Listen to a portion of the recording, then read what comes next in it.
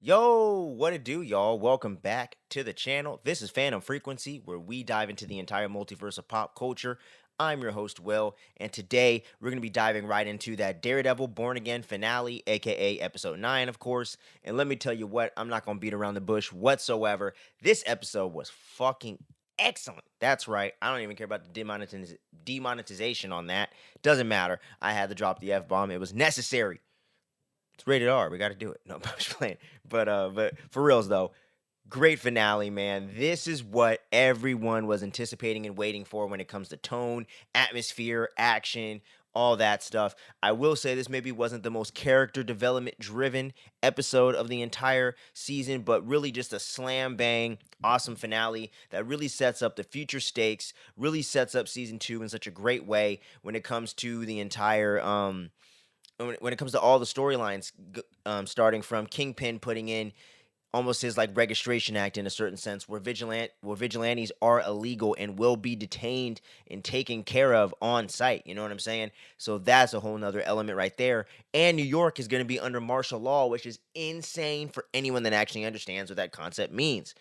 Insanity, fucking martial law in New York, craziness. So with that going down, Daredevil's full on Daredevil once again. Matt Murdock is fully embracing that side of himself and embracing being the vigilante that is Daredevil, having to team up with Frank Castle, the Punisher, of course, and everything going on with the cops and that whole task force and things going down there, which is going to set up obviously things for the Punisher special presentation that's similar to like what they did with Werewolf by Night. That's going to be dropping on Disney Plus next year, and I believe the actor John Bernthal, who plays Frank Castle, of course, I think he's going to have producing and writing credits on this thing. Not that he's writing the whole script, but I think he is working with the writer of the script to actually develop the story and the script.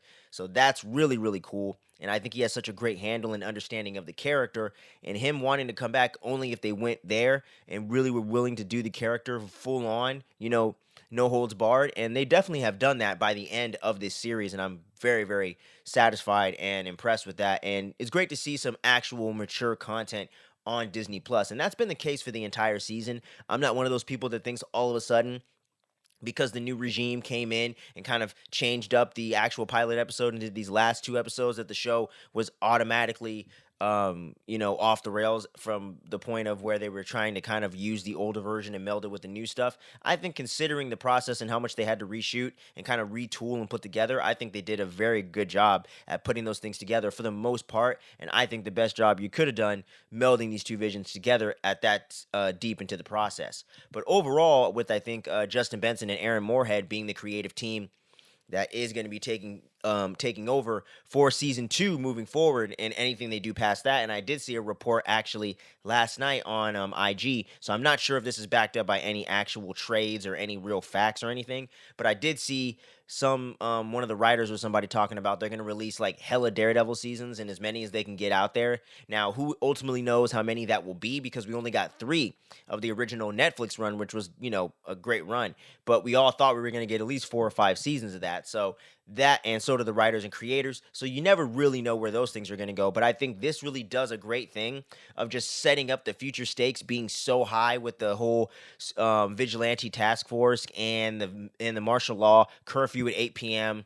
There's so many weird restrictions and crazy things that they're doing here that's going to make it even harder for Daredevil and anyone to operate, and potentially Hector Ayala's daughter taking on the mantle of White Tiger in the future as well. There's so many interesting things they can do from this season and the ways that they teed it up, and especially in this finale, it's really awesome. And we don't really get too much Bullseye action or anything like that. We don't even get any interactions with him and the rest of the cast. Really, we just see him talk to Vanessa when they show the flashback of her getting him out of prison a year prior to when he killed Foggy. And setting up all those events to a year prior of where most of the show takes place, where Daredevil had put down the billy clubs, for a while and everything like that after losing his friend, and getting to see Karen come back into the picture as well and help out Matt and help him, get this thing done and escape from that task force. I thought was really, really dope, and getting her to see her support Matt and everything like that. I do think the love triangle thing with him and potentially with the Punisher or whatever, and then him not really addressing anything going on with his current girlfriend Heather and her all of a sudden working with Kingpin. Those were some of the more weaker, more rushed elements I did feel in the episode. Even though it was an excellent episode overall and really set things up in a cool way, I did think those were some of the shortcomings of the episode. If I have to point out any negatives or mixed elements, at least in my personal opinion, but those are some of the few things in the episode I thought were a little bit shoehorned in there, but they are very interesting and cool for the future and setting up, I think, very key storylines for Born Again Season 2, primarily, and potentially a Season 3, depending on how much of a long game they're going to play out with some of these things. And like I mentioned earlier, when it comes to Kingpin, he's really going, ham on this shit. He literally split the police commissioner's head in half and shit like that, went full on Michael Myers mode on this motherfucker, which was one of the most gnarly scenes probably since season 1 when he beheaded the guy with smashing his head into the car door. So yeah, Kingpin is full on and Kingpin is back in action. So everybody better be on their fucking toes. But I just can't wait to see where him and Bullseye's interactions are going to go in the future, because it did appear to me that Bullseye was trying to kill Kingpin more so than Matt. Matt took the bullet for him. And Kingpin still gives him no mercy, by the way, which is savage as fuck, but I would expect nothing different from Wilson Fisk, aka the Kingpin.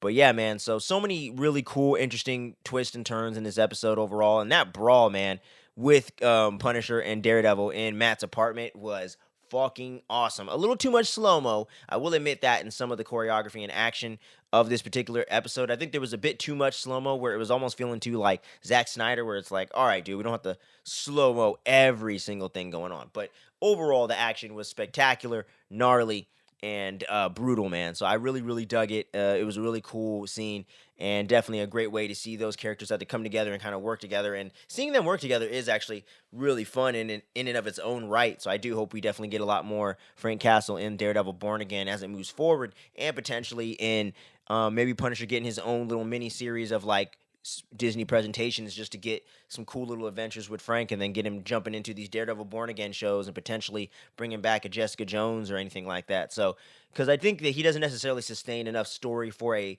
full-on series, but I think doing these like one-shots or doing a potential big screen movie, I think would be the best way to go with the Punisher. So seeing him pop in Born Again Season 2 was a must for me, but at least we're going to get that special presentation sometime next year in 2026. And everything like that. And I did think we were going to get some kind of like Defenders like cameo, especially when they're saying we need an army, you know what I mean, for everything that's going on with this task force and Kingpin putting these ultimate restrictions on the vigilantes. And I'm like, aren't you going to think about the team you teamed up with to fight the Hand? Hello, where's Elektra? Where's Luke Cage? What's going on? You know what I mean? Like, where, Iron Fist, I kind of get why they haven't addressed that, but Jessica Jones, Kristen Ritter is willing to play the part again. We all know Mike Coulter, I think, would definitely be open to it. And Finn Jones is over here begging to be Iron Fist again, which I personally hope doesn't happen, because I didn't like him in the role, even in the better seasons. But overall, where the hell are the Defenders? Like, I thought that was such a weird way of, like, kind of teasing it but not doing it. And then the writers did an interview where they're talking about they wanted to make a point that Matt always gets it done by himself and all that. Well, I'm like, yeah, but he lives in a shared universe. So to me, that kind of is a bit contradictory to the point you're trying to make. Even though he did a bunch of stuff by himself, he actually needs the help. And that should have been more of the point they're trying to make here, because until he had help, he wasn't really able to get things done in the way he wanted to, and he still couldn't even ultimately take out Kingpin because he ultimately lost in this season. So that, to me, was a whole nother element of it, too. He didn't even get his hands on freaking Bullseye once and for all and put him back in prison. So I think there was a lot of things to where they left this up in the air, Empire Strikes Back style, and that was such a weird point to try to make with Daredevil as a character when we've already seen him team up with a team of vigilantes and superpowered individuals that live in New York. Like, it's just weird, and it doesn't really make any sense to me personally. But y'all let me know whether that bothers you or not.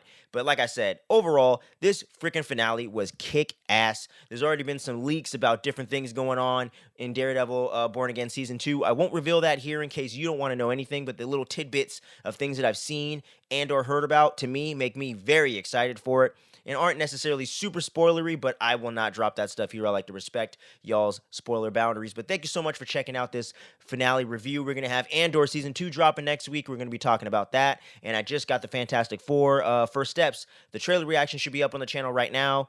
By the time you see this video, it should have been just uploaded within, a matter of hours of this one going up on the channel as well. We got some fun surprises coming for y'all throughout the rest of this month and in the near future. And we're going to be covering all the big releases coming up, Sinners, The Accountant 2, and we're going to be getting into WrestleMania with my buddy next week. So check that out on Monday for WrestleMania weekend this week. So until next time, make sure you stay safe out there, stay tuned, and don't sleep on the channel. And we're going to see you again real soon. But until then, much love and peace out.